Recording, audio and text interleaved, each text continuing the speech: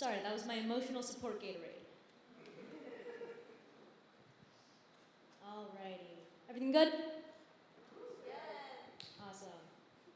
If you don't know me, hello, my name is Emil Wong. I use they, them pronouns. I will be graduating with a BA in Theater Arts with Acting and Design Tech concentrations and a certificate of undergraduate study in queer theory, and I love to learn new things. That's probably one of my favorite things about theater. There's always a chance to learn something new. This is part of the reason that I've really loved being a part of this program at Rowan. We are encouraged to learn whatever we have a desire to learn, no matter where we actually start. For example, I started with just the acting concentration. I have been an actor, a director, a stage manager, a choreographer, a designer, a technician. I've gotten my grubby little paws on pretty much everything that I possibly could. Except lights. Lights scare me. And in my time here, I have made some really great friends and built connections with so many wonderful people. With those friendships, though, I've heard some horror stories about directors. And something that I found in my 4 years here is that a lot of people really want to try their hand at directing, and I'm definitely one of those people. I directed a show this past fall semester, She Kills Monsters by Kyun Nguyen. Shout out to my wonderful cast and incredibly skilled crew. And directing is such an amazing art. Taking an idea from a page and bringing it to the bodies of performers and onto a stage is difficult, but it's magical. However, there are some directors that I've worked with, that friends have worked with, that professors have worked with, who just don't know how to interact with technicians. Which leads me to my project. Behold, my handy-dandy guide for directors. Now, this is not the one true word of directing. I'm not claiming to be the prophet of the theater itself and demanding that this is the singular and only way to direct anything ever. I've only directed one show by myself and helped direct another, and chances are that there are some even more experienced directors in the crowd than me. But I do think that I have a unique view of the world of theater, and that my perspective is one that not every director has had. Now, I'm not going to have you guys scan the QR code and sit in silence while I read it and sit up here staring at you. What I'm going to do is I'm going to give a quick rundown of what it all says and some of the more important points that I make. So, without further ado, let's crack it. A part of theater that I really love is how cooperative it is. It's a group of artists pooling their skills and abilities together to create something ephemeral. All of these smaller pieces work all together to create something larger than the sum of its parts. The lights, the sound, the costumes, the props, the movement, the music, everything is all built on top of each other, reaching for a higher goal, to bring an audience something beautiful. Theater is a team sport, which is why it makes me sad when the team doesn't like the coach, because the coach is projecting his high school days on the team and treats them like dogs because, God damn it, Johnson, you had one job! I don't know, I never played sports, but that's what I imagine it's like. So, here are my 3 tenets of theater communication, though this could also definitely be applied elsewhere. Rule number 1, no one is a servant. Treat your people like people, treat them like you would like a boss to treat you. Know everyone's name, thank them for the hard work that they do, treat them with kindness and dignity, and understand that not everything is in their power. Your team is not a bundle of genies who can create whatever you want at your very beck and call. They are all artists who want to help you create something wonderful. Rule number 2, give them time. The earlier that you let people know what's going down and when, the better. If there's a mistake, let people know ASAP. If there's something that you didn't realize needs to happen, that does need to happen, don't wait till the last minute to tell them. The earlier that you let people know what they need, the more time that they have to work on it. Coding takes time. Glue needs to dry, resin needs to cure. The more time that's given, the more that can be done. Rule number 3, be flexible. Now, this isn't to say just throw your pages to the wind and let Jesus take the wheel. You should give your team a schedule of when things need to be done, but you should know when things aren't strictly necessary to be a certain way. Maybe there isn't a way for a door to close silently, but maybe the mechanical sound feeds the scene's ominous vibe. Maybe an actor can't do a specific trick that you want, but having them walk works perfectly fine. There's the idea of killing your darlings, where maybe you can't get everything absolutely perfect. So you have to sacrifice some ideas along the way. It's not the end of the world. The audience won't know that there's this super cool idea that was scrapped, but they'll enjoy it just the same. Now, onto some more of the specifics of being a director. Choosing a play is one of the first steps to take when choosing to direct a show. I mean, You can't really do a show without at least an idea of what you want to do for the show itself. I mean, I knew I wanted to do She Kills Monsters at some point in my life since the time I was in it, and I wouldn't say no to doing it again, but that started as the idea of the show itself and came to fruition because an opportunity presented itself. The next step is to talk to people about the show. Reach out to people that you're interested in working with. I chose my crew not only because they're my friends, but also because I knew their skills and knew where their passions were. Ollie was the first person who came to my mind to be my props lead because they have an interest in making fake weaponry.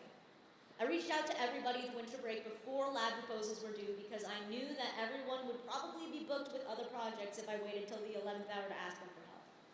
A big role that you need at this point is the stage manager. They're sort of the right-hand person making sure that everything keeps going smoothly with you. She Kills would not have been able to happen without DJ or Shay. They scheduled, organized, sent out calls, reminders to everyone, and most importantly, kept me focused.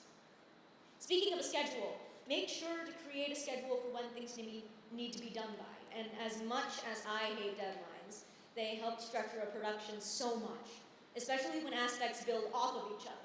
Marking out dates, certain things need to be done by, can help you, the crew, the actors, and the production itself. This is also when I started combing through the script to find anything that I might have wanted. This is a good litmus test to see if the show that you're thinking about doing is actually the right fit. If you get sick of it after reading it a few times, it is probably not the right show. I went through and found any props, costume details, furniture details, lighting effects, or sound effects that either were mentioned by a character or that I wanted as a director. Personally, I think it's okay to fudge a few things if they aren't mentioned by a character, by word or significant action.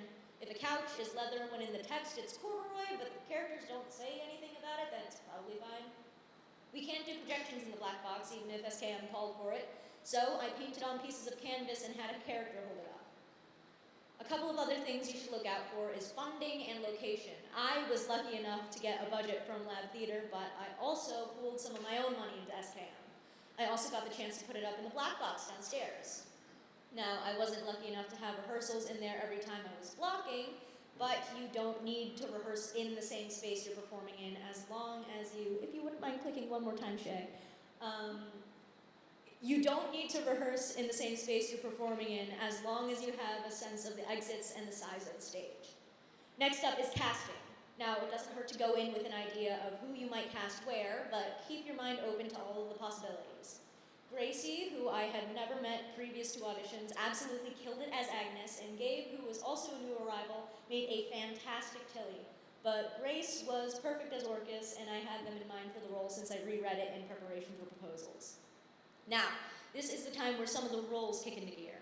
Costumes and props are the main ones. Costume designers need to know everyone's measurements and what they look like so they can design.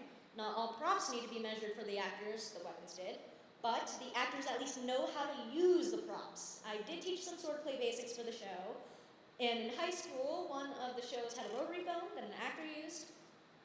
He didn't know how to use a rotary phone. It's not much, but it can take someone out of the story a little bit if they do know how to use a rotary phone. In the meantime, it could be helpful for the actors to have doofers. These magical little devices help the actors understand the physics of the things that they're interacting with in a given scene. An actor's probably going to have an easier time adjusting to a long dress if they rehearse in a skirt. It might not be the same, but a notebook can stand in for a Bible. Even folding chairs sitting next to each other can work as a sofa. Having something physical can help an actor with a better understanding of the timing of their actions with their words. For this reason, props can be incorporated into the process at pretty much any time that they're made available. And any set pieces can be obtained and used at any time as long as there's a place for it to go at the end of rehearsal, since you might have to clean up after yourself. If the actors get more experience working with the actual props and set, they're going to have a better understanding of the scene. Now, we're going to dip our toes into the land of musicals, because remember, I did help with Seussical. You should still be using these ideas for musicals, don't get me wrong, but in a musical, an additional idea to keep in mind is, well, the music. If you don't know how to teach music, find someone who can. It's okay to ask for help. It is just more collaboration. Oh, side note, there should be a sits probe, especially if you have a live band. Using tracks is a little less complicated since you can just work with the tracks from the jump, but making sure everyone knows the timing of the specific tracks you're using is important. But the idea of finding someone who knows more about a specific art form works with specialists of all kinds. They're here to help you bring your ideas to the stage if you can't translate what you want yourself. Be specific about the things that you want, but let the specialists breathe. Figure out what days you want them to be the focus for the rehearsal and let them do their thing. Once everything is blocked and you've strung everything together once or twice, have a designer run with your designers watching the show so that they have an idea of the show with timing and positioning. Mention any big moments or effects that you might want during the show, like big lighting changes or sound sequences or quick changes for specific actors. Just try to point out anything that you'd like a little extra attention on. Now, Tech Week is sort of unilaterally the most stressful time during a production. This is when everything sort of comes together, but it's not quite that simple. At this point, most of the props should be incorporated into the show. The set is hopefully built and painted since you should be working in the space. Costumes should be constructed so that the actors can get used to wearing them, and this is mostly time for sound and lights to be incorporated and see if there's anything that needs to be fixed with the other aspects involved. Sound and lights should get their own days, and focus should be on communicating with the designer, technicians, and stage manager. These days are for making sure that the person calling the show knows when to call the cues and that the details of the events work for the show, like brightness and colorful lights, volume and files for sound. Cues can be on a line or on an action, so make sure that the actors are hitting those cues and that the stage manager knows those cues. A typical way to go about teching a show is a cue to cue. Find the points that have a cue and work on them. You do not need to sit through a 10-minute scene with no cues, especially if you're low on time. Sound tech should be about making sure that the timing and volume of sound effects and tracks are appropriate and knowing what cues go when. The director should be where the audience is so that they can judge the volume more accurately, having a way to communicate louder or quieter or a little or a lot, and good helps a lot. You can be on call or use headsets, you can play charades for all I care, just as long as you are being communicative. Lights are generally the last thing that you add to a show. Ideally, the lighting designer should be working with the fully painted set, the completed costumes, the whole shebang. Have the actors move through the scene that you're lighting naturally so you can adjust the blocking if they need to be in a specific area to be able to spit words, English. Have the actors move through the scene that you're lighting naturally, and you can adjust the blocking if they need to be in a specific area to be lit a specific way. A lighting tech takes a lot more time than I realized, but luckily Tyler and Ryan were able to help me light Chico's Monsters, which is a roughly 2-hour show in about 4 hours. We did end up sort of speed running it by creating some presets for the different settings and dropping them in order and slowing down for any of the bigger effects that we wanted, like the dance battle. But the only reason that it was possible to do was because I had a version of the script which had all of the different light changes that I wanted and when, so being organized was a huge help. The last thing to do is to run it until you go up with all of the involved aspects. And with that, you have successfully directed a show. Congratulations! Now take the lessons you learned from this show and carry it forward into future projects. I hope that you'll learn something today. If you did and you'd like to learn more, here is the QR code for a digital copy of my project. And if you thought that I was funny and interesting, here is the very first version of this project. It is quite a bit less professional, but it has all of the same information and has some more of my silly jokes and jabs. And it also has a little bit of information about being a treasurer for Rowan Lab Theater, which I was for 2 years and decided I didn't want to do that anymore. Finally, here is the feedback form. I did sort of skip over a lot of things and go through things very quickly for the sake of time, but if you thought that I was missing anything or you wanted to make a correction, please let me know. Especially let me know if there was anything that you hadn't thought about before and you learned something from me tonight. My grade sort of depends on it, so I'm going to hold you hostage for just a little bit while you fill that out.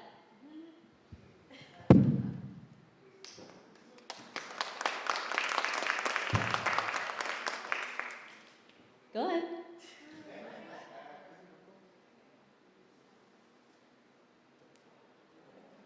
I'm genuinely going to wait. I have the form open, so if you, how How many people are here?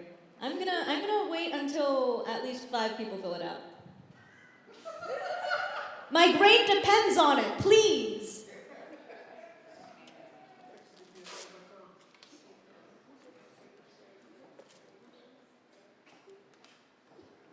I'm patient.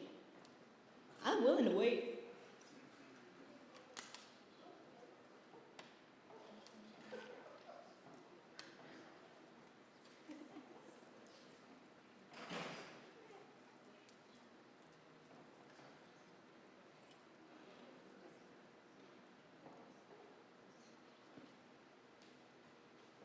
I got one. Thanks, Ollie. There's 2.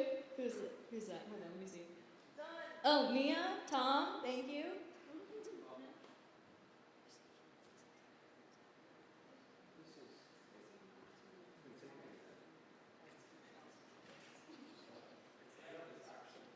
There we go. There's 5. Thank you to Mia, Ollie, Tom, Treo. I hope I'm pronouncing that right.